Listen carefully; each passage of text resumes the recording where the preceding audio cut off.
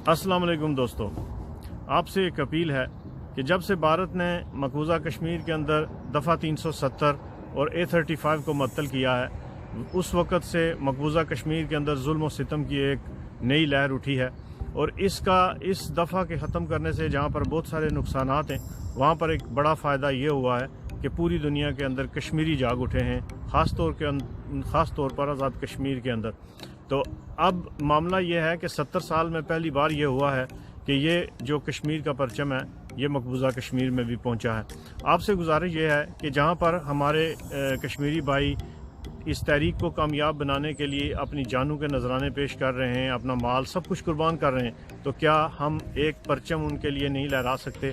ये जो अगले 2-3 महीने हैं, अभी सलामती कौंसिल ने भी, ये रात की न्यूज़ है कि सलामती कौंसिल ने भी इस हवाला से इजलास बुला लिया है, वहाँ पर भी बातचीत होगी। ये अगले कुछ महीने इंतहाई अहम है तहरीक आज़ादी कश्मीर के हवाला से।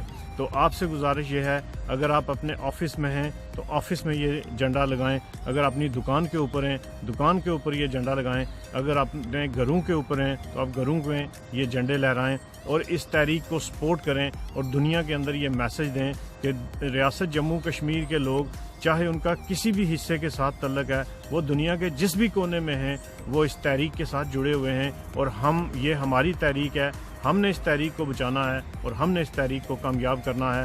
तो जहाँ पर मकबूजा कश्मीर के लोग जाने दे रहे हैं, हम उनके लिए आज से ये वादा करें कि हम एक झंडा लहराएंगे जहाँ पर भी हैं। ये तहरीक कश्मीरियों की है, ये तहरीक हमारी है, इस तहरीक के अंदर बहने वाला लहू हमारा था और हमने इस तहरीक को बचाना है और इस तहरीक को कामयाबी की आखिरी मंजिल तक लेकर जाना है।